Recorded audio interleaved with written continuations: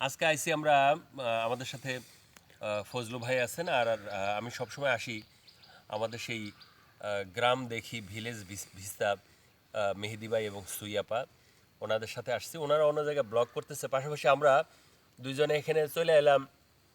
এই যে দেখেন বনকুল বা বঙ্কই, এই বঙ্কই খাওয়ার জন্য এখন কিন্তু সময়, এই সময় বা প্রচুর শীত, আমরা গভীর জঙ্গলের মধ্যে আছি। এখানে কিন্তু হরিণ টরিণ শিয়াল এবং বানর সব কিছু আছে। এটা হলো এই বনকুল গাছ বা বঙ্কই গাছ, প্রচুর বঙ্কই আছে এনে। তো আপনারা দেখতে থাকেন, আশা করি ভালো লাগবো। তো ভালো লাগলে সাথে থাকবেন। এটা কিন্তু জঙ্গলের ভিতরে, বনের ভিতরে, আশেপাশে গহীন এনে আশেপাশে 2-3 কিলোমিটারের কোনো মধ্যে কোনো মানুষ নাই। হ্যাঁ, কোনো মানুষ নাই। শুধু এখন বলতে পারেন যে এই গহীন জঙ্গলে, গহীন বনের মধ্যে আমরা মাত্র দুইজন মাত্র প্রাণী, আর আশেপাশে অন্যান্য প্রাণী সাপ টাপ থাকতে পারে।